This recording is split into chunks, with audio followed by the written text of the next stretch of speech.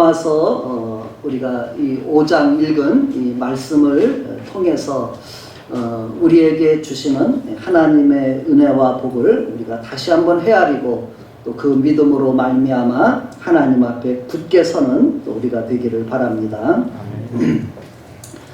오늘 성경 본문에 보면 이 로마서 5장의 제목을 혹시 뭐라고 붙여놨나요? 여러분이 보시는 성경에 보면 성경책 5장에다 보면 제목이 붙어 있을 것 같은데 뭐라고 붙어 있죠? 의롭다 하심을 받은 사람의 삶. 또 아마 성경 번역에 따라서 조금 그것을 더 다르게 표현도 할 수가 있을 것 같아요. 그래서 어쨌든 의롭다 하심을 받은 사람의 삶, 또 아니면 하나님 앞에 믿는 사람들의 삶에 대해서 우리들에게 성경으로 말씀해 주는 부분입니다. 믿는 사람의 삶은 하나님 앞에서 어떠한 삶인가, 그런 거죠. 우리가 그래서 저는 그것을 더 이렇게 좀 더 풀어서 해놔서 이렇게 제목을 달아봤습니다. 오늘 순서지 여기 이제 보면 안쪽으로 있는데요. 한번 같이 읽어볼까요? 예수 그리스도를 한번 여기 안쪽에 있으니까 다 같이 펴서 한번 같이 제목을 한번 예수님을 믿는 삶을 좀 더 풀어서 써놨으니까 한번 읽어보겠습니다. 시작. 예수 그리스도를 믿는 우리가 하나님과 함께 누리는 복된 삶. 그냥 믿는 예수 그리스도로 의롭다 하심을 받는 사람의 삶, 이렇게 해놔도 좋고, 또 이제 예수님을 믿는 우리가 하나님과 함께 받는, 누리는 그런 삶에 대해서, 복된 삶에 대해서 우리가 함께 보려고 합니다. 그리고 이것이 우리의 믿음의 또 터전이 되기를 바랍니다. 자, 그러면은 예수님을 믿으라고 우리가 해서 이제 예수님을 믿게 되었습니다. 그리고 이 예수님이 어떤 일을 우리를 위해서 행하셨는지를 우리는 들어서 알고 있죠. 그리고 또 4장, 우리가 이제 5장 보게 되는데 4장 마지막 절에서도 예수님이 우리를 위해서 하신 일이 무엇인지를 한 줄로 잘 요약해놨어요. 아주 명확하게 요약해놨더라고요. 한번 4장 25절의 말씀을 우리가 한번 성경책으로 또는 앞에 스크린을 통해서 한 번만 더 예수님을 우리가 믿는데 예수님이 어떤 분이길래 우리가 예수님을 믿는지 다시 한번 정확히 우리가 배우면 좋겠습니다. 우리 25절 말씀을 다 같이 읽어볼까요? 여기 앞에도 있고 성경도 있고. 시작. 예수는 우리가 범죄한 것 때문에 내줌이 되고 또한 우리를 의롭다 하시기 위하여 살아나셨느니라. 아멘. 예수님께서 십자가에 돌아가셨죠. 죽으셨잖아요. 그런데 그것을 하나님이 우리를 위해서 아들을 내어주신 거라는 거예요. 하나님의 아들을 우리를 위해서 우리 범죄 때문에 그 죄를 해결해 주기 위해서 십자가의 예수님의 죽음의 길에 예수님이 내주셨다, 이렇게 말하고, 또 거기에 끝난 게 아니라 어떻게 하셨어요? 또한 우리를 의롭다 하시기 위하여 살아나셨느니라. 그쵸?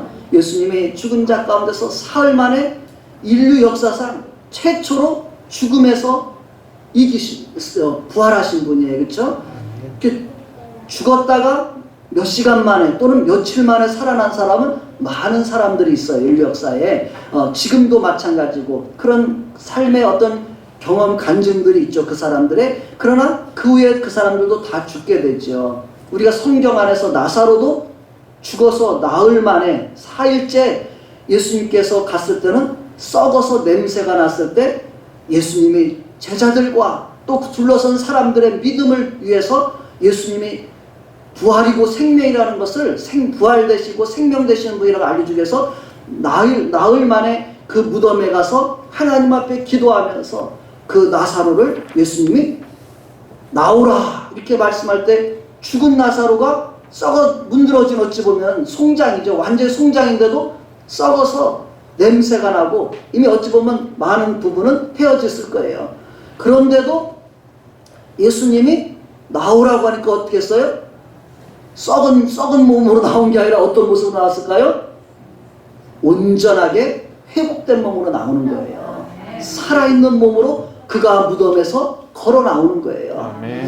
우리가 이 부분을 참 이야기가 우리의 머리로는 이해가 될 수 없는 거죠. 인간에게는 불가능한 일이에요. 그래서 우리는 기적이 일어났다 이렇게 표현할 수가 있을 건데, 근데 하나님에게는 그것이 가능한 거예요.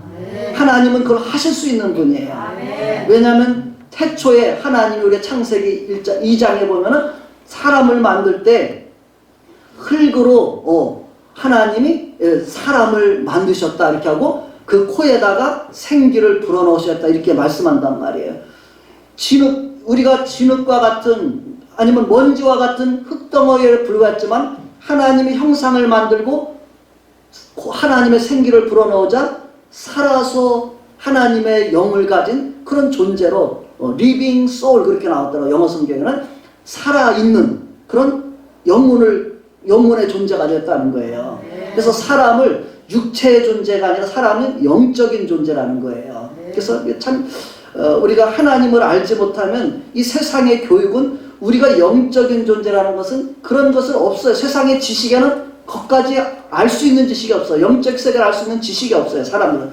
세상 사람들이 알 수 있는 것은 과거로 증명이 되고 뭐 알려진 것만 사람들은 지식이라고 생각하거든요. 그러나 그것은 우리에게 작은 부분, 우리가 아는 부분이 것이고 그 위에 너무너무 많은 부분이 있다는 것을 사람들이 알지 못해서 눈이 감겨서 몰랐던 거예요. 그러나 우리가 점점 눈이 열릴수록 더 많은 세계를 알 수가 있는 거죠. 그래서 이처럼 우리 인생이 영적인 존재로 하나님은 만드셔서 영이신 하나님과 교제할 수 있는 유일한 존재죠. 하나님 만든 피조물 중에. 그런 우리 인생이 아담과 하가 마귀의 욕으로 죄를 졌어요. 그렇죠? 우리가 아는 것처럼 선악과를 따먹고 결국은 하나님 말씀에 불순종해서 그 에덴 동산에서 쫓겨나게 되고, 그리고 그 삶은 곧바로 죄로 말미암는 죄를 짓는데 그냥 나가 잘 살아가 아니죠. 가서 그 죄에 돌이켜야 돼. 회개해야 돼요.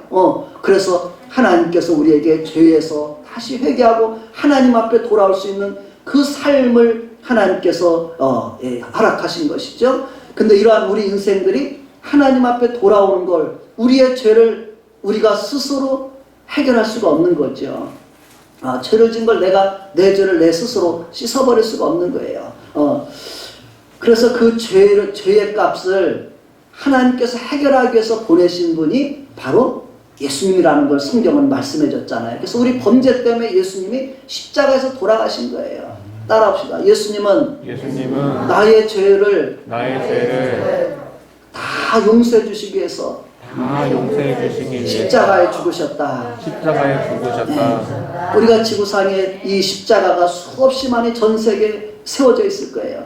우리가 이 십자가를 생각할 때마다 나의 죄를 위해서, 우리 모든 인류의 죄를 위해서 예수님이 십자가에 돌아가신 것을 우리가 생각해야 됩니다.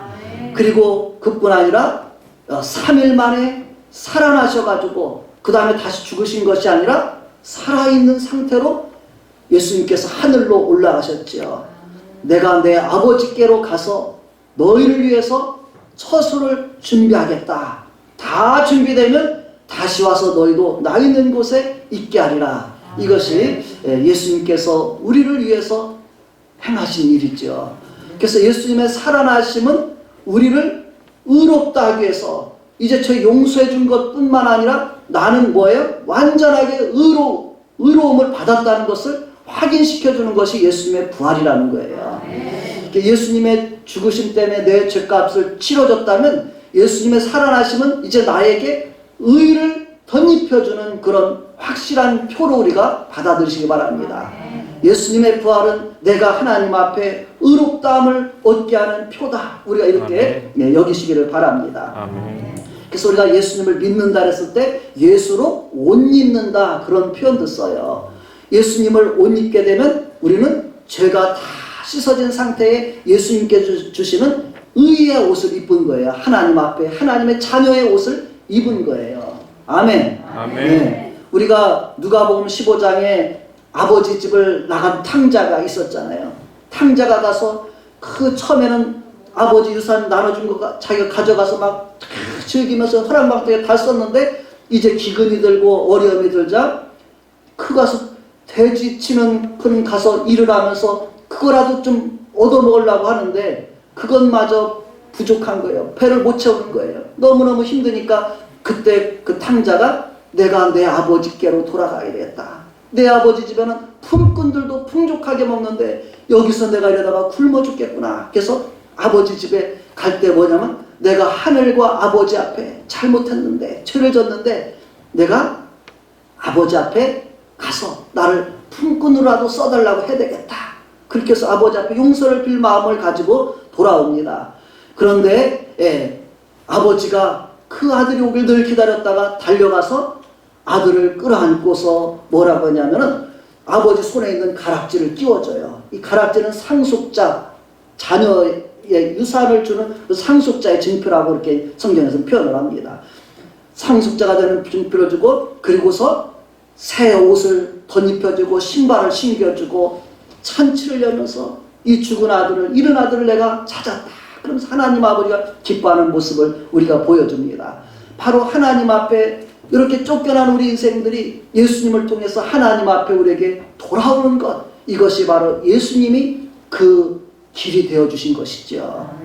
그래서 다시 한번 이거 읽습니다. 시작. 예수는 우리가 범죄한 것 때문에 내줌이 되고 또한 우리를 의롭다 하시게 하여 살아나셨느니라. 다 같이 아멘. 아멘. 이 사실을 다 같이 내가 믿습니다. 내가 믿습니다. 아멘. 아멘. 우리가 고백하면 말하면 하나님이 기억하시는 거예요. 그래 내가 한 거를 믿었지. 그 믿음을 보시는 거 하나님께서. 다 같이 예수님이 나의 범죄 때문에 십자가에 죽으셨고 나를 의롭다 하시기 위하여 살아나신 것을 제가 믿습니다. 하나님 아버지 감사합니다. 아멘. 이것이 우리의 반응이죠. 믿음의 반응. 그렇죠? 자, 우리가 이렇게 이제 이 복음이 제자들로부터 시작해서 지금 지구의 삶을 쭉 돌았다고 말해요.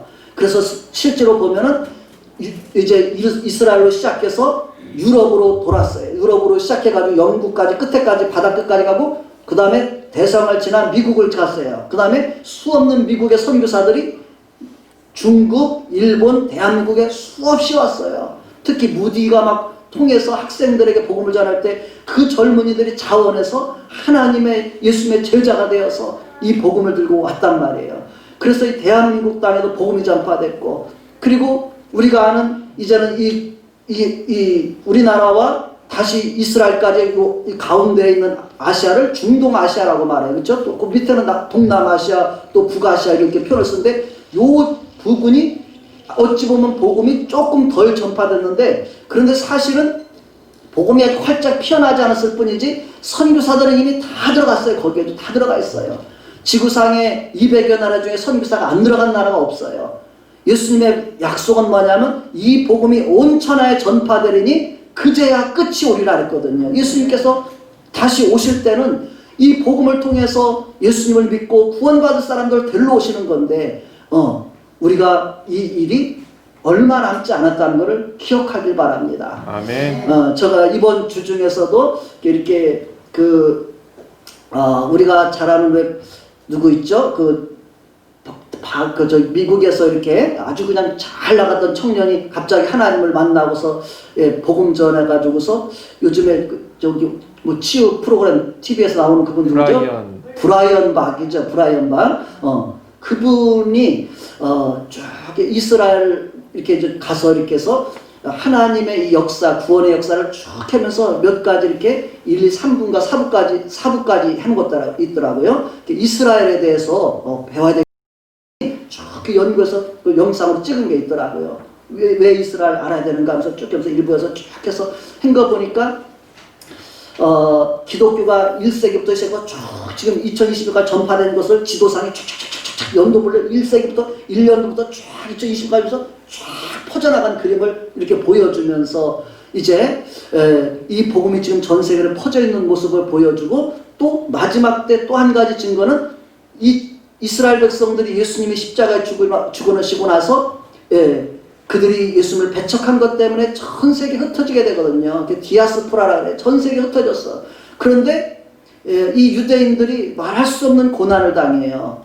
수없이 우리가 잘 것처럼 독일 같은 데서는 600만 명이라는 사람이 죽었다는 거예요. 그건 엄청난 수예요. 지금 이스라엘 인구 다 해도 뭐 1000몇백만밖에 안 되는데 그 당시에 벌써 600만이 죽었다고 이렇게 말하잖아요. 그것은 뭐냐면 기독교인들이 유대인들을 그만큼 미워했다는 거예요. 중세 교회 때. 왜냐하면 너희들은 예수님을 십자가에 죽인 민족이다. 그래서 이런 부분 잘못된 어떤 우리의 편견이겠죠. 우리가 볼 때는 그것만 봤는데 하나님 편에서는 뭐 그들만 예수님을 죽인 거겠어요? 우리 이방인은 다 똑같은 죄인인데 그 유대인들을 향해서 그런 미움을 이방인들이 표현한 것이죠. 그러나 하나님의 마음은 그것이 아니죠. 우리가 그 이스라엘 사람은 원 돌감나무 나무라고 이렇게 하나님의 말하자면 하나님의 심으신 나무고, 우리 이방인들은 오히려 돌감나무 나무 같이 더 이스라엘 사람보다 더 못된 그런 삶의 자리에 있는 것이 우리의 인생이에요. 그러나 우리 인생들 가운데 예수님을 통해서 이 복음을 통해 우리가 하나님 앞에 나와서 이제는 하나님의 나무에 우리도 접붙임을 받는 그런 삶을 살았어요. 그러나 이스라엘 백성들도 지금 가지가 꺾여 있지만은 그들도 곧 접붙임을 받게 될 것이다. 하나님 앞에 다 돌아오게 될 것이다. 이렇게 성경에 예언이 되어 있다는 것이죠. 그래서 전 세계에서 이스라엘로 사람들이 돌아오는 그 모습들이 또 엄청난 수가 돌아와. 매년마다 막 하나의 도시가 형성될 만큼 전 세계에 있는 유대인들이 성경의 예언대로 돌아오고 있다는 거예요. 그럼 이 모든 예언이 하나님의 말씀이 성취되고 있다는 것은 하나님의 때가 어떻게 됐다는 거예요? 이제 다 이루어져 간다는 거예요. 그래서 우리는 이것을 생각하면서 우리의 삶을 살아야 되겠죠. 하나님을 믿는 사람으로서 우리가 어떻게 살아가야 되는가, 우리가 그런 생각을 가져야 되겠죠. 그런 생각 속에서 한번 오늘 5장의 말씀을, 이 예수님을 이제 우리도 이제 믿는 사람이 되는데 우리가 어떻게 살면 될까, 그렇게 생각하고 이 말씀을 우리가 보겠습니다. 자, 예수 그리스도를 믿는 우리가 하나님과 함께 누리는 복된 삶, 첫 번째로 한 세 가지로 이렇게 볼 건데요. 1절에서 4절까지의 내용을 한번 읽어보도록 하겠습니다. 1절부터 4절까지를 읽겠습니다. 시작. 그러므로 우리가 믿음으로 의롭다 하심을 받았으니 우리 주 예수 그리스도로 말미암아 하나님과 화평을 누리자. 또한 그로 말미암아 우리가 믿음으로 서 있는 이 은혜에 들어감을 얻었으며 하나님의 영광을 바라고 즐거워하느니라. 다만 이뿐만 아니라 우리가 환난 중에서도 즐거워하나니 이는 환난은 인내를, 인내는 연단을, 연단은 소망을 이루는 줄 알미로다. 아멘. 네, 첫 번째는 1절에서 4절의 내용을 제가 한 절로 요약했어요. 이 내용은 뭐냐면 믿음으로 우리가 아까 예수님을 통해서 의롭다하게 살았을 때 예수님 때문에 이제 우리는 의롭다함을 받은 거예요. 아멘. 아멘. 자, 그럼 우리가 믿음으로 의롭다 하심을 받았으니 1절 이렇게 말해요. 그걸 다시 한번 확인시켜 주는 거예요. 알려주는 거예요. 우리 믿음으로 다 의롭다 하심을 받았습니까? 아멘. 네. 하나님은 예수님을 통해 그것을 다 우리에게 지금 선물로 주시는 거예요. 내가 예수님을 아니에요, 나는 싫어요, 이렇게 거부하는 사람이에요. 하나님은 인격적인 분이기 때문에 싫다고 사람은 주지 않아요. 그렇죠? 하나님 감사합니다 받는 사람에게 누구에게나 주시는 분이에요. 그렇죠? 자, 이제 의롭다함을 우리가 받아들였습니다. 그렇다면 그 다음에 우리는 어떻게 살아야 되냐면 우리 주 예수 그리스도로 말미암아, 예수님으로 말미암아 어떻게 살으라고요? 하나님과 화평을 누리자, 이렇게 말씀합니다. 화평이라는 말로 할 수도 있고 평화라는 말로도 쓸 수가 있어요. 영어로는 peace라고 이렇게 나오거든요. 하나님과 평화하자, 이렇게 이야기를 합니다. 그래서 하나님과 평화한다는 건 뭐예요? 평화의 관계를 가지며 살으라, 그렇게 이해할 수 있겠죠. 그렇죠? 평화를 누리자, 이렇게 했어요. 남북 간에 분단이 됐어요. 평화를 누릴 수 있어, 없어요? 안 돼요. 단절이 되면 못 누려요. 하나님과 우리가 죄로 인해서 아까 예수님이 오시기 전에는 단절이 돼 있었어요. 하나님과 평화를 누릴 수가 없었어요. 근데 이제는 하나님 앞에 이게 무너졌어요. 죄의 담이 무너지고 우리는 어떻게 돼? 하나님하고 가까이 친근하며 하나님과 더불어 살아가라는 그런 의미로 받아들여도 좋을 것 같아요. 아멘. 네. 통일이 됐는데도 북은 북이고 나는 맨날 그냥 서로 화평하게 안 지내고 그렇게 사는 건 안 되는 거예요. 하나님 앞에 이제 우리는 가까이 하나님과 교제하며 우리가 살아가며 그렇게 살아가시라고 우리가 말씀을 이해하기 좋을 것 같습니다. 아멘. 따라합시다. 하나님과 하나님과 화평을 누리며 살자. 화평을 누리며 살자. 아멘. 아멘. 하나님 앞에 날마다 예수님 때문에 내가 하나님 아버지 앞에 친근하게 하나님 아버지 날마다 부르면서 우리가 하나님과 대화하며 교제하며 사시기 바랍니다. 아멘. 우리가 좀 서먹서먹한 사람하고는 잘 대화 안 하잖아요. 평화롭게 못 지내잖아요. 그렇죠? 근데 이제 하나님 아버지 앞에 평화롭게 하나님 앞에 우리가 그렇게 교제하며 살아가는 삶을 우리가 살아가라. 그렇게 평화를 누리자. 이렇게 말씀합니다. 그리고 5장 2절에서는 뭐라고 하냐면 또 예수님으로 말미암아 우리가 믿음으로 서 있는 이 어디에 들어감을 얻었대요? 은혜에 들어감을 얻었으며 이렇게 써요. 믿음으로 서 있는 이 은혜에 들어갔다. 이 표현을 한번 그렇게 생각해 보세요. 우리가 믿음으로 하나님 앞에 자유롭게 나올 수 있고 하나님의 성전에도 들어갈 수 있어요.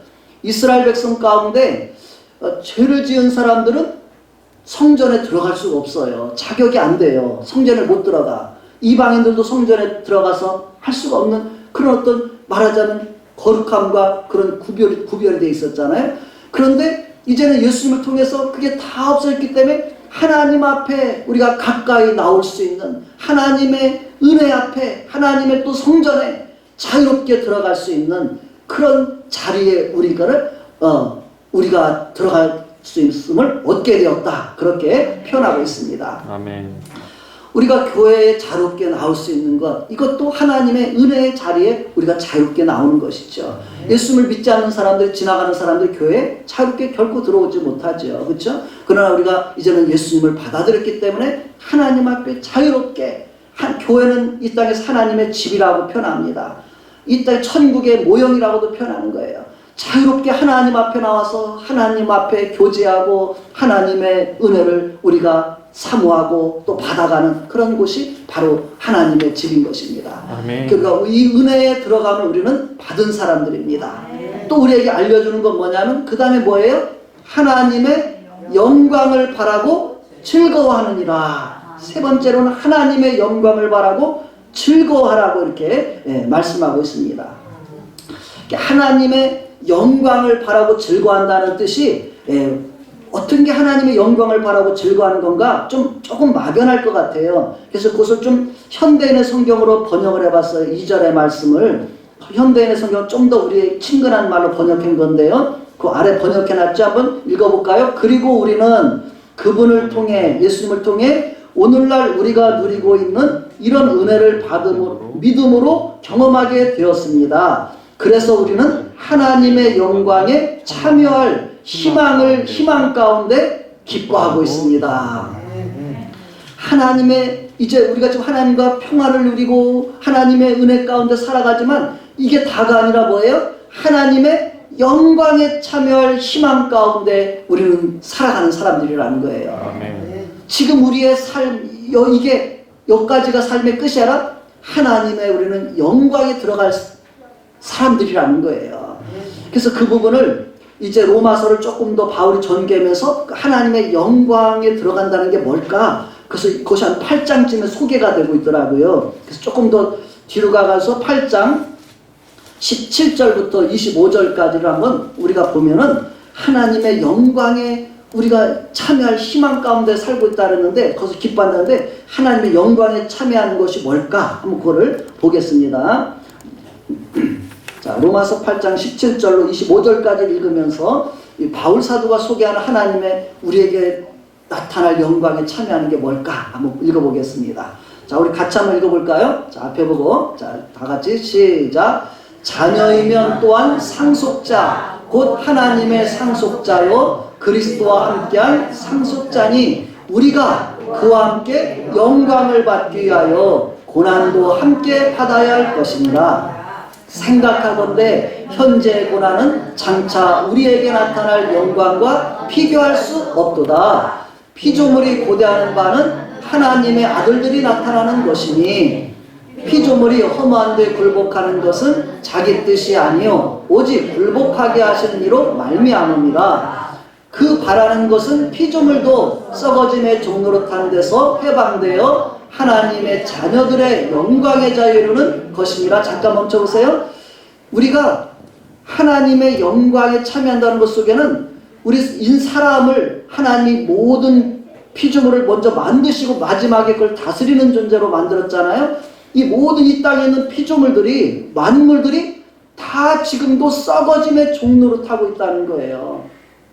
말하자면 저주 아래 있다는 거예요. 이 세상 자체가 하나님의 벌 가운데 있는 거예요. 그런데 이제는 거기서 자유함을, 해방을 얻어서 하나님의 자녀들의 영광에 자유에 이르는 것이다.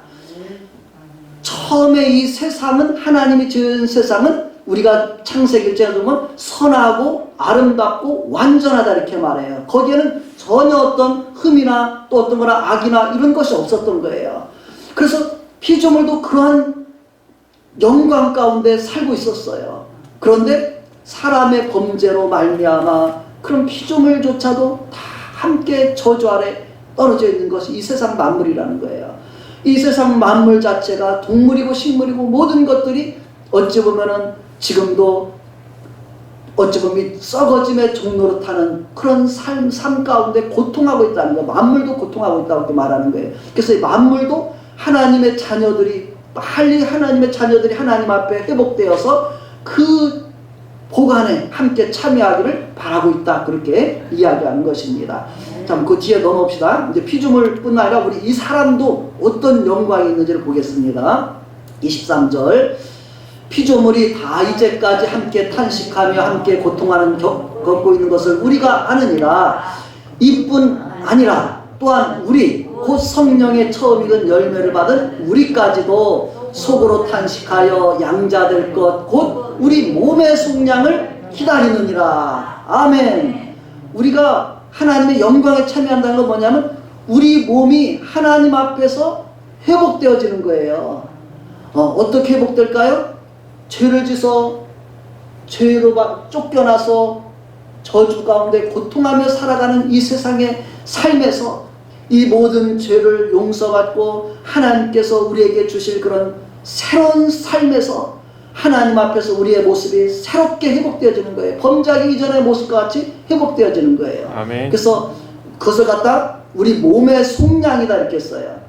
우리 몸이 다시 하나님 앞에 죄가 하나도 없는, 다시는 병들지도 않고 썩지도 않고 욕되지도 않고 그런 몸으로 하나님의 영광스러운 모습으로 다시 회복된다는 거예요. 그것을 우리가 기다리는 것이 우리에게 주신 하나님의 희망이라는 거예요. 아멘. 아멘. 아멘. 네. 그래서 아까 제가 예수님이 부활하고 예수님 죽지 않는데 잠깐 죽었다가 천국과 지옥을 보고 온 사람들 중에서 그게 있더라고요. 우리 저기 순복음교회 중에 이제 아마 조은교 목사님도 연세가 더 많으신 분 중에 김상호 목사님이 계셨더라고요. 근데 그 부인이 죽고 또 슬퍼하고 울고 있는 가운데 자녀들과 함께인데 그 김상호 목사님 자신이 하나님의 천국을 보게 하신 그 일이 있었더라고요.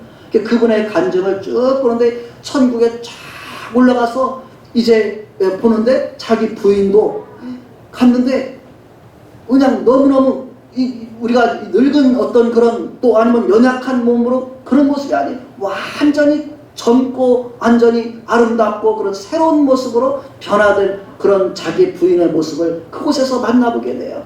그리고 또 거기서 우리가 말하는 믿음의 조상 아브라함을 만나는데 아브라함이 우리가 175세까지 이렇게 살고서 하나님 앞에 갔는데 거 갔더니 30대, 20, 30대 청년의 모습으로 아브라함이 서 있다는 거를 천국에 가면 직감적으로 누가 가르쳐줘도 쫙쫙쫙 알아보는 그런 게 있는 것 같아요. 딱 아는 거죠. 이분 아브라함이시네, 다윗이시네 이렇게 금방 알아보는 것이죠. 그런 모습과 같이 우리의 모습이 그렇게 회복된다는 것입니다. 그래서 이 땅에서 또 우리가 연약하고 병들고 힘들고 어떤 그런 상황 속에 있을지라도 우리가 믿음으로 이 모든 상황들을 견뎌내고 하나님의 은혜를 힘입어서 살다가 주님 앞에 서게 될 때는 우리는 새로운 모습을 받게 된다는 사실을 기억합니다. 그것이 하나님의 우리 몸의 속량이고 우리 몸의 영광이에요. 그렇죠? 영광스러운 희망이에요. 그래서 24, 25절을 갖다 이렇게 만물이 피조물이 회복되고 우리 몸이 회복되어지는 그것을 갖다가 뭐라고 말하냐면 우리의 소망이라고 말하고 아까 우리의 영광이라고 하나님의 영광이라고 하는데 24, 25절까지 있습니다. 시작. 우리가 소망으로 구원을 얻었음에 보이는 소망이 소망이 아니니 보는 것을 누가 바라리요. 만일 우리가 보지 못하는 것을 바라면 참음으로 기다릴지니라. 아멘. 우리가 그것을 바란다면 그렇게 될 것을 하나님이 약속한 것을 바라는 사람이라면 참음으로 기다리라는 거예요. 아멘. 네, 우리는 믿음에서 인내하며 그것을 기다리는 사람이 되어야 됩니다. 믿음으로 살다가 조금 어렵고 힘들면 사람들이 믿음을 잃어버리거나 믿음이 약해지거나 포기하는 사람이 있습니다. 그러나 그것은 우리에게 더 좋은 하나님의 그 약속을 우리는 잃어버리는 사람이 되는 거예요. 그래서 우리가 잘 아는 이어령 박사 있잖아요. 저는 너무 그분이 존경스러워서 사실은 또 어쩌면 막 닮고 싶었던 그런 분이기도 해요. 너무너무 많은 그런 지식과 어떤 그런 부분을 가졌던 분이기 때문에 근데 그분이 늦게나마 젊어서는 자기 이성으로 믿어지지 않았기 때문에 하나님의 기적을 못 믿어서 거부했었지만은 이제 그분이 70이 넘어서 예수님을 믿고 나서 지금 이제 80, 90이 다 돼가시는 분인데 그분이 예수님을 믿고 나서 여러 가지 고난을 겪게 됐단 말이에요.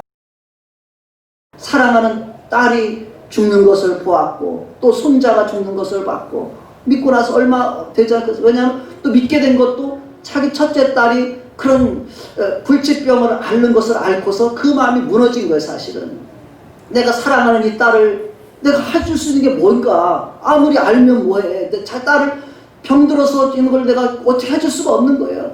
그 낮아진 마음 가운데 성경을 다시 읽다 보니까 성경의 말씀이 이제는 이성으로 판단할 말씀이 아니라 하나님의 말씀이구나 그렇게 들려지는 거 자기 그때는. 그전에는 이게 이성으로 이건 있을 수 없는 일이야. 어떻게 처녀가 아기를 낳고 어떻게 뭐 빵 5개 하고 이거 5,000명이 먹어? 말도 안 되는 소리야. 그래서 젊은 때는 기독교를 비난했어 그분이. 근데 이제는 자기 딸이 믿음을 가졌었고 또 자기 딸이 병들었고 이 상황 속에서 다시 성경을 볼 때 하나님의 이게 말씀이구나 하는 게 들려지면서 믿어지기 시작한 거예요. 그분의 마음에. 그러니까 하나님이 우리 낮아질 때 교만해져서는 말씀이 들려지지가 않죠. 낮아지니까 이 말씀이 들려지고 깨달아지고 믿어지게 된 거예요. 그래서 그분이 이제 믿음을 가지고 지금 고백하는 것은 내가 예수님을 믿고 나서 이런 고난이 있었지만 이런 고난 속에서 하나님 앞에 더 소망하게 되고 또 하나님 앞에서 이런 고난을 통해서 우리에게 더 그런 좋은 영광을 바라보고 그런 믿음을 그분이 붙잡고 이 믿음을 사람들에게 같이 권하고 이런 삶을 살고 계신 모습을 바라봅니다. 그래서 우리가 예수 믿고 살아가면서 이때에서 힘들다고 해서 나의 믿음을 잃어버리거나 포기하는 것은 우리가 깊은 생각을 하지 못해서인 거예요. 앞에 조금 너머를 바라보면 조금만 더 가면 앞에 뭐가 있어요? 영광스러운 하나님의 그 영광이 기다리고 있는데 그렇게 말하잖아요. 그래서 이제 우리가 그런 표현도 많이 이렇게 하죠. 사실은 어떤 사람이 이렇게 막 어떤 목적지를 향해서 가다가 우리가 등산도 똑같잖아요. 산을 올라가는데 막 처음에는 뭐 그냥 평탄하게 막 즐겁게 신나고 힘들다가 중간쯤 올라갔는데 조금 거칠어. 그래도 나 시작했으니까 올라갈 거야 하고. 근데 중간에 좀 더 올라가 막 더 숨도 차고 힘들어. 이제 못 가겠네. 그냥 뒤돌아서 내려올라가래요. 그런데 그래서 조금만 몇 미터만 들어가면 정상에 올라가서 그 정말 자기가 올라왔던 모습이 다 보이고 멀리까지 다 보이고 얼마나 속이 후련하고 그 또 성취감 자신감이 생기잖아요. 그렇죠? 중간에 포기한 사람에게는 어찌 보면 좌절을 갖지만 한 번 성취한 사람에게는 그 승리의 그 기쁨을 알거든요. 우리가 마치 그것이죠. 우리에게 이렇게 중간에 가서 포기하고 조금만 더 올라가면 정상이라는 사실을 기억해야 돼요. 다시 내려올 걱정 안 해도 돼요. 우리 등산하면 세상에서 내려올 걱정도 돼요. 그렇죠? 야, 이거 올라오겠는데 내려갈 것도 걱정이에요. 근데 우리가 하나님 나라에 정상에 올라가면 다시 내려올 필요가 없어요. 걱정 안 해도 돼요. 우리 끝까지 올라가기만 한 걸음만 없이 올라가기만 됩니다. 은혜인 줄로 믿습니다. 그래서 우리는 이 하나님의 그런 영광을 소망을 우리에게 주셨다는 거예요. 영광의 희망을 우리에게 주셨다는 거예요. 그렇기 때문에 우리가 기쁜 거예요. 이 땅에서 내가 힘들거든. 우리에게 하나님 이걸 약속해 주셨어. 이 소망 때문에 우리는 기뻐하며 살 수 있는 줄로 믿습니다. 아멘. 예, 우리가 이 소망을 가지고 믿음 생활을 하시기를 바랍니다. 그래서 이 소망을 가지고 사는 사람은 3절, 4절 같은 삶을 사는 거예요. 그래서 이제 3, 4절을 우리에게 얘기해 주는 거예요. 한번 3, 4절, 로마서 3, 4절을 읽어보겠습니다. 우리에게 이렇게 하나님께서 하나님 영광을 바라고 즐거워하게 하는데 우리는 어떻게 살아가는지 그 다음에 읽어봅시다. 3절, 4절 시작. 다만 이뿐 아니라 우리가 환난 중에도 즐거워하나니 이는 환난은 인내를, 인내는 연단은 소망을 이루는 줄 알미로다. 아멘. 우리에게 하나님의 희망이 있어. 하나님 희망을 주셨어요. 그 희망을 이루기까지는 우리에게 환난을 인내할 수 있어야 되고, 인내를 통해서 우리가 단련이 되어진다는 거예요. 굳건해진다는 거예요. 그래서 본래 의미는 우리가 이제 환난 속에서 그걸 견뎌내다 보면은 연단이라는 것은 품격, 인격이라고 말해요. 우리가 그 이런 고난 속에서 참고 견딜 때 좋은 성품을 갖게 되는 거잖아요. 그렇죠? 인격이 만들어지는 거거든요. 품격이 만들어지는 거예요. 그리스도를 닮아가는 그리스도인의 모습을 닮아가는 거죠. 우리가 이 과정 속에서. 그리고 이 연단은 곧 우리에게 소망을 이루는 것이 된다는 거예요. 하나님의 그 소망을 나에게 이루게 되는 것이죠. 아멘. 네. 그래서 우리는 환난 중에도 어떻게 해요? 환난이 오면 힘들어 죽겠네 이게 아니라 환난 중에도 환난이 있어도 주님이 함께 하시고 도와주셔. 좀만 참으면 돼. 환난 속에서도 우리는 희망을 가질 수 있는 거예요. 기쁨을 가지고 살아갈 수 있는 거예요. 그래서 오늘 우리의 현실을 지금 한다면 코로나 때문에 우리는 이것은 환난이에요. 지구상에는 지금 환난이라고 볼 수가 있습니다. 성경에 더 큰 환난도 예고되어 있지만은 우리에게는 환난이 있어요. 그러나 이때 믿음을 가진 우리 마음에는 하나님께서 주시는 즐거움과 소망이 우리에게 점점 더 이루어져 간다는 사실을 기억하시기 바랍니다. 그래서 이 코로나 때문에 이제 기도하는 우리의 모습들의 그 기도의 내용은 참 다양할 것 같아요. 어떤 분은 코로나를 가지고 어떻게 기도하고 어떤 분은 어떻게 기도해요. 근데 저는 그 코로나를 바라보면서 어떻게 기도하면 좋을까? 하나님 앞에서 이걸 통해서 하나님 어떻게 내가 반응하면 좋을까? 그런 생각 속에서 우리가 코로나 백신이 발견돼서 사람들에게 안정을 주는 것도 좋긴 하고, 그렇지만 그게 다는 아닌 것 같아. 하나님께서는 이 환난 속에서 하나님 앞에 더 우리가 주님을 바라보고 더 우리의 소망이 주님께 되어지고 어떤 그런 모습을 하나님께서 바라실 수도 있겠다. 그런 생각을 갖게 됩니다. 그래서 우리가 이렇게 저렇게 기도할 수 있지만은 우리는 환난 속에서 참고 또 거기서 내가 그리스도를 더 닮아가고 또 이런 통해서 하나님께서 주신 소망을 우리 가운데 이루어가는 그런 삶이 되기를 바랍니다. 아멘.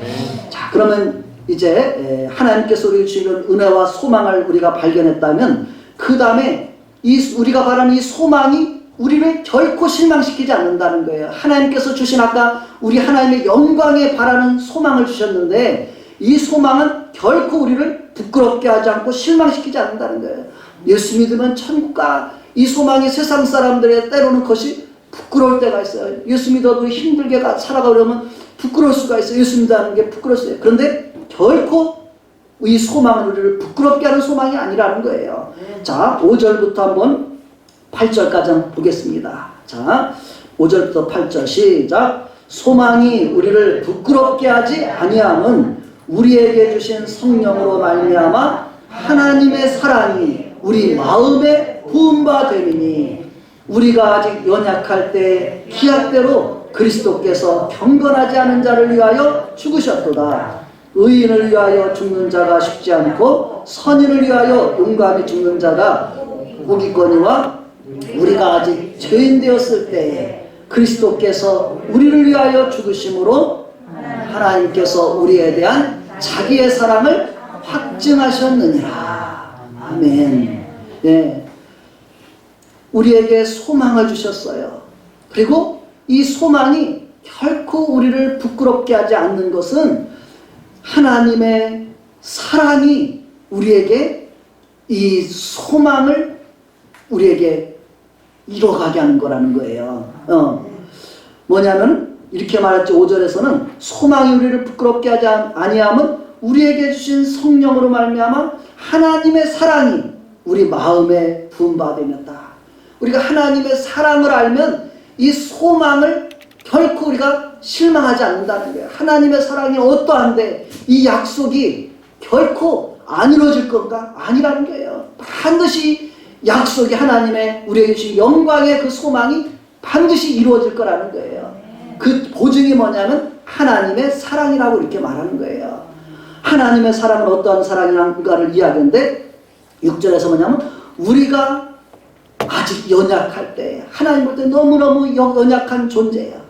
그런데 기약대로 이미 하나님이 약속하신 대로 성경의 약속대로 그리스도께서 예수님께서 경건하지 않은 자를 우리를 위해 죽으셨다 이렇게 말합니다.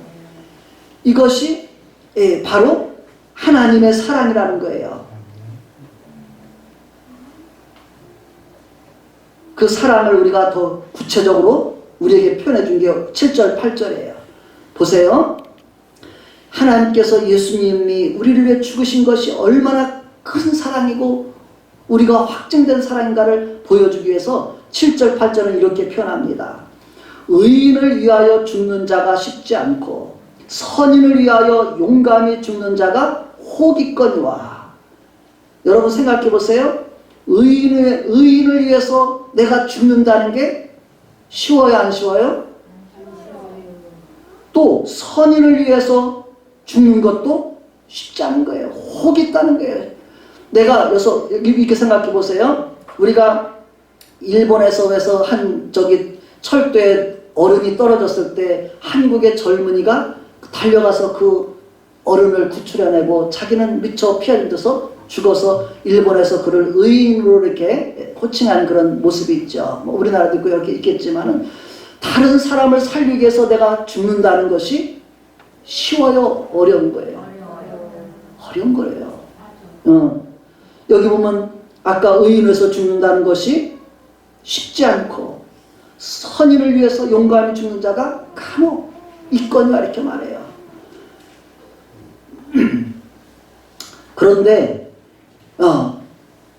그것도 아니고 그런데 여기 보니까 죄인을 위해서 죽는다는 거는 그럼 그것보다 더 쉬울까 더 어려울까요?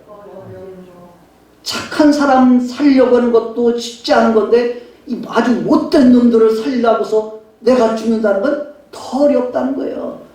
그런데 예수님께서는 이런 죄인된 우리를 위해서 자기를 내어주심으로 우리를 살리기 위해서 자기를 십자가에 내어주심으로 이것이 바로 우리에 대한 하나님의 사랑의 확증이라는 거예요. 아멘. 우리가 그렇게 하나님이 당신을 사랑하십니다. 그러면 하나님이 나를 어떻게 사랑하셔? 하나님이 어떻게 나를 사랑하시는데 사랑하는가? 어떻게 내가 그걸 알 수 있어? 그렇게 말합니다.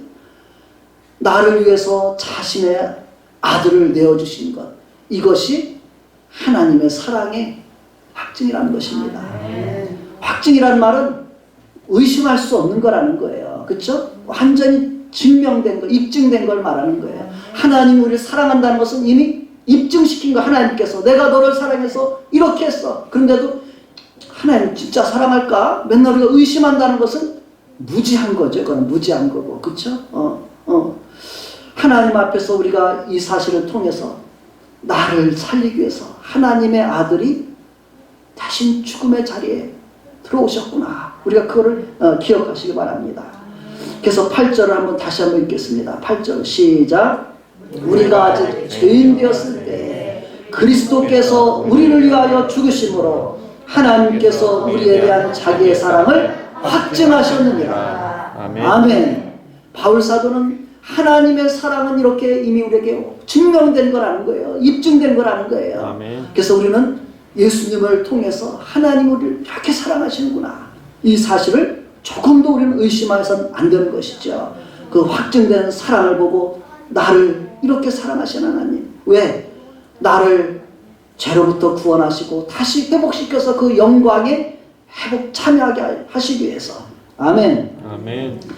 예. 그래서 우리가 잘 아는 요한복음 3장 16절은 하나님의 사랑이 어떻게 이렇게 아들을 통해서 확증됐는지를 너무너무 잘 보여주는 거잖아요. 그래서 요한복음 3장 16절만 한 번 더 읽어보겠습니다. 자, 우리 12월 성탄 계절인데 한번 이 말씀이 성탄절 말씀도 많이 나오죠. 자, 우리 읽어보겠습니다. 시작. 하나님이 세상을 이처럼 사랑하사 독생자를 주셨으니 이는 그를 믿는 자마다 멸망하지 않고 영생을 얻게 하려 하십니다. 아멘. 예, 하나님이 세상을 어떻게 했다고요? 이처럼 사랑하셨다는 거예요. 독생자를 주시기까지, 죄인된 우리를 위해서 죽게 하시기까지. 그리고 예수님을 이제 믿는 우리 모든 사람마다 멸망하지 않고 뭘 얻어요? 영생을 얻게 되는 줄로 믿습니다. 이 약속 때문에, 이 소망 때문에 우리가 믿는 거예요, 사실은. 그렇죠? 이것이 아니고 어떤 좋은, 야, 너무너무 감동되는 얘기다, 뭐 그래서 성경을 믿고 아는 것 아니잖아요. 하나님의 신실하신 사랑, 신실하신 약속 때문에 우리가 하나님 앞에 믿음을 가지고 또 믿음을 지켜내고 이 믿음으로 살아가는 줄로 믿습니다. 아멘.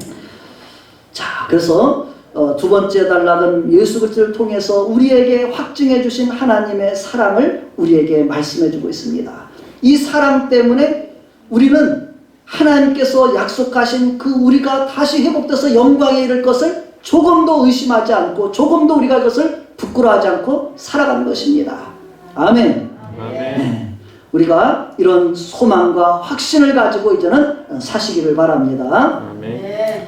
자, 그리고 이제 한 번 더 세 번째 단락에서 하나님께서 주신 우리에게 은혜들 또 그 하나님의 약속들을 다시 한번 우리가 더 확인하는 그런 구절로 우리가 이해할 수 있습니다. 자, 9절 10절을 보면서 다시 한번 하나님의 주신 은혜들을 우리가 확인해 봅시다. 9절 10절 시작.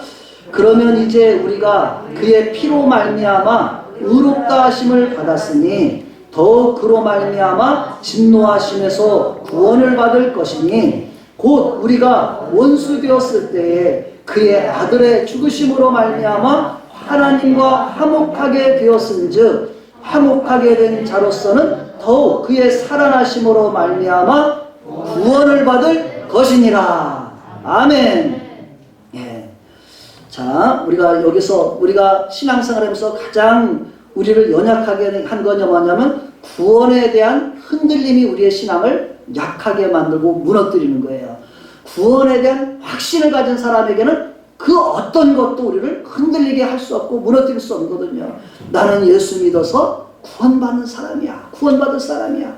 이것을 예수 믿으면 반드시 구원받는다고 하나님 약속했어. 이것을 믿는 사람은 그 믿음을 아무것도 빼앗을 수 없는 거예요. 어떤 것도 우리를 이 믿음에서 끊어놓을 수 없다고 성경은 말하는 거예요. 이렇게 말하죠. 이제 우리가 그의 피로 예수님이 십자가에 달리시기 위해서 어떻게 했어요? 채찍으로 40대를 맞았어요. 우리 여기 윤석 형제랬죠? 윤석 형제 같은 로마 아주 건장한 병사들이 예수님을 예수님을 묶어가지고 써놓고서 채찍으로 때리는 거예요. 그 채찍이 그냥 우리가 뭐 칡덩이 같은 것이 아니에요. 이 줄기 끝에다가 납조각, 뼈조각 그것이 달려있는 거라고 이야기를 해요. 그게 박혀있는 걸 가지고서 예수님을 갖다가 내리치고 땡기고 그러는 거예요. 채찍은 그냥 왜는 때리고만 말고 맞고 맞으면 채찍은 어떻게 해요? 휘감기는 거, 온몸에 휘감기는 거. 탁 칠 때마다 온몸에 뼈쪽이 탁 벗겼다 다시 땡기면은 찢어져 나오는 거죠. 또 혈관들은 툭 터져 나오는 거예요. 그래서 예수님이 40이 하나 감암매를 볼 때 예수님의 온몸은 완전히 피투성인 거예요. 마치 지나가는 개들이 막 이제 조그마한 개나 어떤 거 가지고 싸워 막 물어 뜯고 그러면 피가 나고 다 온몸이 저기 되는 것처럼 예수님의 몸이 완전히 피로 흥건해졌죠. 그런 예수님을 다시 끌고서 예수님의 십자가를 지워가지고 골고다 언덕 위를 오르게 하시죠. 근데 예수님께서 그 십자가를 지고서 걸으실 만한 힘이 안 돼서 쓰러지는 거예요. 7번을 쓰러졌어요. 그렇게 먼 길 아니고 예루살렘 그 뒷 동산에 말하잖아요. 못 올라가시는 거예요. 그러니까 지나가는 이 아프리카에서 온 건장한 구레노 시몬이라는 사람에게 네가 대신 저까지 지어줘 해가지고서 그가 대신 지어서 거기까지 올라가고 예수님은 쓰러져서 끌려가듯이 끌려가시죠. 그리고 나서 예수님은 십자가 뒤어서 양 손에 못을 받고 또 발에다 포개서 발에 못을 받고 또 예수님의 머리에는 가시 면류관을 씌워서 가시가 찌르고 완전히 온몸이 다 예수님은 다 상하신 거죠. 상하고 찢기고 이런 모습이죠. 마치 이사야 선지자가 이사야 53장에서 미리 예언한 것 같죠. 그가 찔림은 우리의 죄악 때문이고 그의 상함은 우리의 뭐예요? 허물 때문이다. 우리의 허물과 죄 때문에 예수님이 상하고 찢기고 이렇게 하시고 그 다음에 거기서 끝나게 하면 마지막에는 예수님의 옆구리를 창으로 찔러서 예수님의 몸에 있는 피가 다 흘러내린 거죠. 그렇죠? 그렇게 예수님 그렇게 죽으셨어요. 바로 예수님께서 이렇게 오늘 9절에서 그걸 이야기하는 거예요. 이제 우리가 그의 피로 말미암아 그 예수님의 십자가에서 고난받으시고 피 흘려 죽으심 때문에 우리에게 하나님 뭘 주셨다고요? 의롭다 하심을 주셨다는 거예요. 우리에게 죄의 값을 지불했기 때문에 너는 예수님이 하나님의 아들이지만 우리를 향해서 너는 내 사랑하는 아들이야. 내 딸이야. 내가 너를 살리려고 이렇게 이 어려운 일을 행했어. 그런 모습이죠. 우리를 의롭다함을 받게 하셨어요. 아멘 하시기 바랍니다. 아멘. 그래서 우리가 의롭다함 받으면 뭐냐면 더욱 그로 말미암아 진노하심에서 구원을 받을 것이다. 의롭다함을 받은 사람은 그 죄가 얼마나 무서운 죄와 그 지옥의 형벌이 얼마나 무서운 진노인지 초대교회에서 그 교부들이 이 지옥을 설명할 때는 사람들이 막 너무너무 벌벌 떨었다고 그렇게 무서운 곳이라는 그렇게 그분 그렇게 표현했다고 표현합니다. 이 지옥의 진노에 떨어질 우리 인생을 하나님께서 어떻게 진노하시면서 구원을 받게 약속하셨다는 것입니다. 예수님의 피가 그 우리에게 모든 것을 지불하신 거예요. 이루어 놓으신 거예요. 의롭다 하심을 받았어요. 그리고 또 10절에서 또 이렇게 말합니다. 10절 읽어봅니다. 시작. 곧 우리가 원수 되었을 때 그의 아들의 죽으심으로 말미암아 하나님과 화목하게 되었은즉 화목하게 된 자로서는 더욱 그의 살아나심으로 말미암아 구원을 받을 것이니라. 아멘. 우리는 아까 연약하고 죄인된 상태가 아니라 하나님 앞에 죄를 가졌을 때는 하나님 앞에 원수와 같은 그런 삶이었다는 거예요. 그래서 이렇게 하나님 앞에서 믿지 않는 사람은 믿지 않는 것 정도가 아니라 하나님 없던 사람은 하나님 앞에 원수 노릇한다는 거예요. 예를 들어서 자기 부모를 난 아버지 내 아버지 아니야, 엄마 내 엄마 아니야, 이런 자식이 그냥 아닌 것만 아니라 그냥 부모에게 대적하는 거예요. 원수 노릇하는 거예요.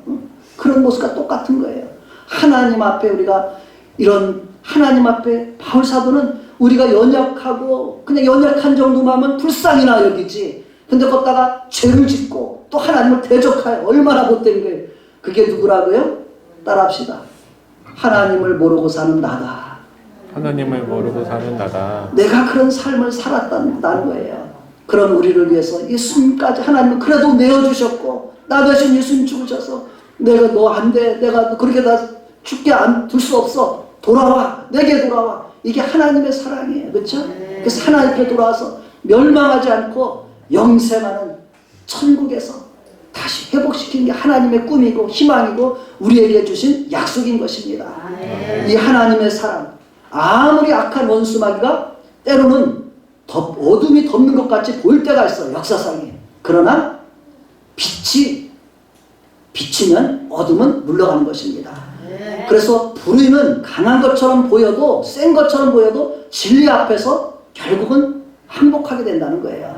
그래서 진리 되신 예수님 하나님이 이 세상을 마귀는 우리를 자꾸 불의하고 하나님 악하게 만들지만 마귀를 멸하고 이 세상을 마침내 구원하실 하나님. 그때까지 우리는 환난 중에도 핍박이 있어도 즐거워하면서 알지 못해서 우리가 그들을 대적하고 싸는 게 아니라 알지 못해서 불쌍히 여기고 기도하는 거예요. 그래서 북한 알지 못한 사람들에게 기독교는 끊임없이 손을 내미는 거예요. 지금 이 법으로도 그냥 못하게 자꾸 막는 거예요. 이거는 하나님의 일을 이루는 것을 대적하는 거예요. 사실은 대북 전단도 그것도 쌀 보내고 라디오 보내고 이렇게 하거든요. 그런 것도 못하게 하지. 아무것도 못하게 자꾸 지금 이 법으로다 지금 그렇게 한국 정부에서 지금 국회의원 중에 그런 사상 가진 사람들이 입법자로 몇몇을 발견해서 교회 폐쇄법까지 지금 국회에다 내놨다는 거예요. 그냥 좋게 말해도 안 되지. 이런 사람들은 하나님 앞에 무서운 줄 알아야 될 거예요. 반드시 하나님을 대적하면 어떻게 해요? 우리가 분이 나고 화가 나고 욕이 나도 하나님이 징계하셔요. 그걸 아셔야 돼요. 그래서 불쌍히 여기고 회개하도록 기도해야 돼요. 북한도 또 알지 못해서 그렇게 하나님 대적하는 사람들, 자기 아버지 지으신 하나님 앞에 대적하는 것과 똑같은 건데 불쌍히 여기달라고 우리는 중보하며 기도하며 나갈 수 있기를 바랍니다. 아멘. 이처럼 우리가 원수 되었을 때 그의 아들의 죽으심으로 말미암아 하나님과 화목하게 우리를 만들어 주셨고, 또 예수님께서 살아나심으로 말미암아 우리는 구원을 받을 것은 확실하다, 이렇게 말하는 것입니다. 우리는 확실하게 예수님 때문에 구원받을 것을 믿습니까? 아멘. 네. 그게 내 믿음이 돼야 되는 거예요. 예수님 때문에 죽으셨고 부활하셨기 때문에 나는 확실하게 구원을 받는다. 우리가 이 믿음을 가지고 살아야 되길 바랍니다. 그래서 우리에게 이 구원의 소망, 하나님의 영광에 참여할 이 소망, 몸의 구속의 소망, 이것은 이 소망은 우리를 결코 부끄럽게 하지 않는다는 거, 우리를 부끄럽게 하지 않는다는 거예요. 이 확증된 하나님의 사랑 때문에 우리는 그것을 믿고 나가는 것입니다. 아멘. 네, 결론적으로 11절 말씀을 같이 읽겠습니다. 시작. 그뿐 아니라 이제 우리로 화목하게 하신 우리 주 예수 그리스도로 말미암아 하나님 안에서 또한 즐거워하느니라. 아멘. 예수 믿는 우리는 하나님 안에서 본질적으로 즐거워하며 살 수 있게 해주셨다는 거예요. 교회는 즐거움이 있을까 없을까요? 예수 믿는 사람들의 마음엔 즐거움이 있는 거예요. 하나님의 소망과 기쁨이 있는 거예요. 그래서 예수님을 다 받아주면 나도 모르는 사이에 내 속에 평화가 임하는 것이고, 그렇죠? 평안하다, 참 좋다. 그리고 노래가 나와, 입에서 찬송이 나와. 왜 나와? 기뻐서 즐거워서 나오는 거예요. 이게 속에 하나님의 성령께서 우리에게 증거하신 거예요. 성령께서 우리에게 그렇게 하나님의 영을 우리에게 그렇게 우리 반응하도록 이끌어 가시는 줄로 믿습니다. 아멘. 그래서 성경에도 하나님의 성령으로 우리를 예수님을 주님으로 시인하게 하시고, 또 우리를 위해서 중보 기도해 주시고, 성령께서 또 예수님께서 우리를 지금도 중보 기도해 주시고, 마침내 어떤 것도 하나님의 사랑에서 우리를 끊어놓지 못한다, 이렇게 바울 사도는 우리에게 말씀해 주고 있습니다. 우리 결론까지도 아는 사람들이에요. 그리스도는 하나님 결론까지도 알려줬어. 드라마 중간까지 보면 막 조말조말 어떻게 될까 불안해요. 조금 스릴은 있지만은 결론은 승리입니다. 그걸 우리가 믿고 살아가는 거예요. 그리스도는 이것을 이미 소망하며 마치 그렇게 될 것을 바라보는 것처럼, 곧 이루어질 것처럼 그렇게 바라면서 우리가 살아가는 것이 우리의 신앙의 즐거움인 줄로 믿습니다. 아멘.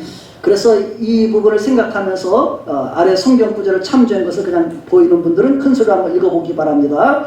자, 고린도후서 5장 17절에는 예수를 믿는 우리를 향해서 뭐라고 말하냐면, 누구든지 그리스도 안에 있으면 새로운 피조물이라. 이전 것은 지나갔으니 보라 새 것이 되었도다. 아멘. 네, 다 같이 한번 또 읽어봅시다. 앞에 스크린에 있으니까 한번 읽어볼까요? 자, 다 같이 시작. 그런즉 누구든지 그리스도 안에 있으면 새로운 피조물이라.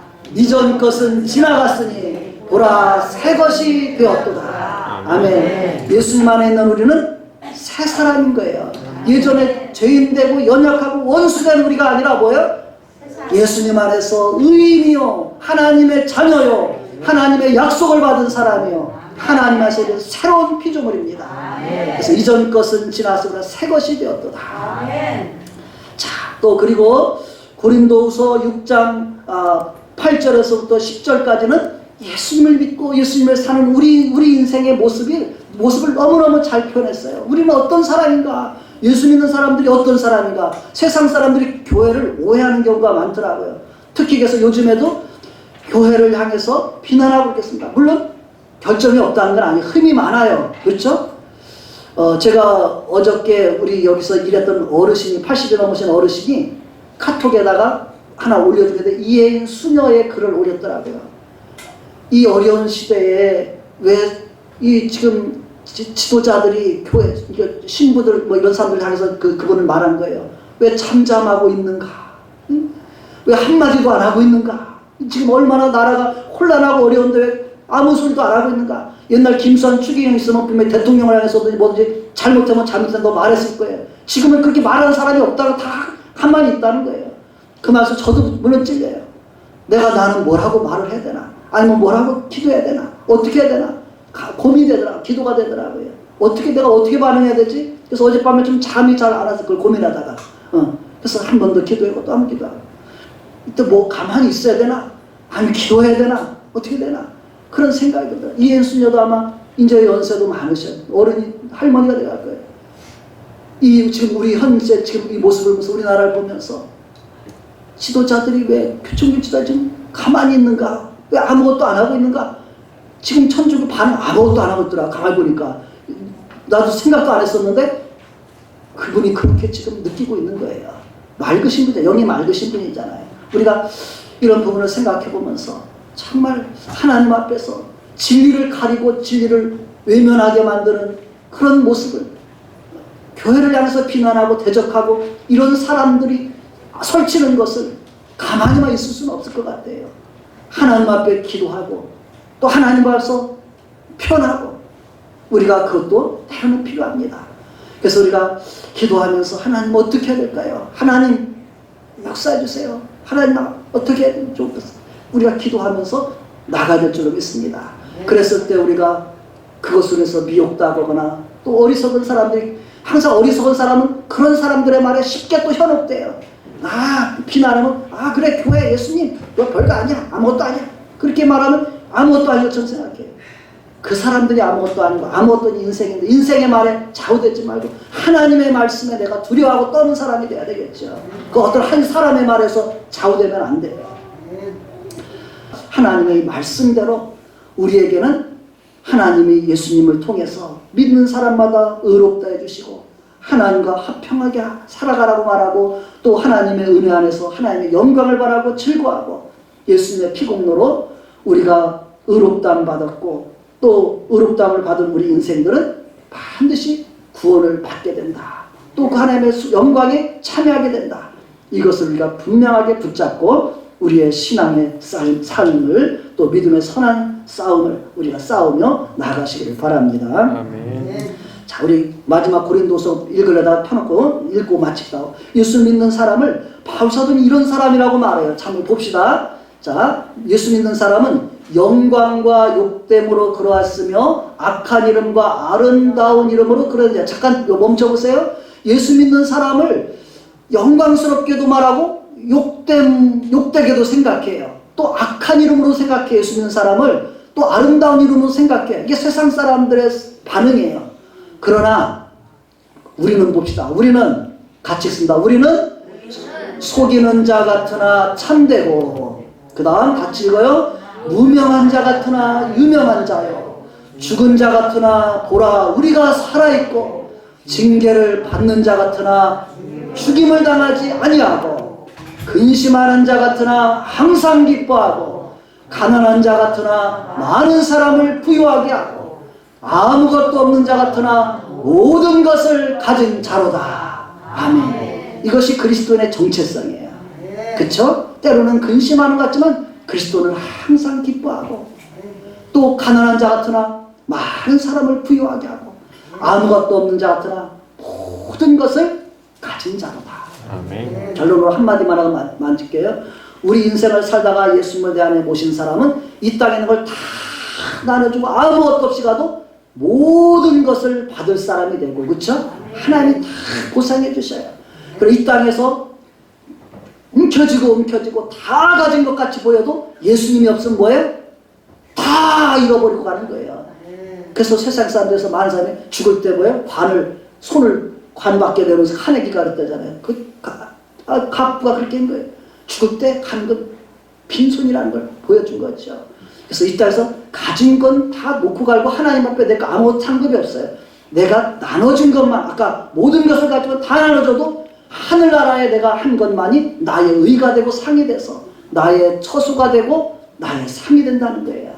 우리가 기억하면서 이제는 주님을 위해서 내가 더 받으려고 하기보다 나 있는 것을 어떻게 하면 나눌까 보세요. 그러면 하나님이 역으로 희한한 삶을 그리스도 안에서 비밀된 그런 복된 삶을 우리가 살아가게 될 줄로 믿습니다.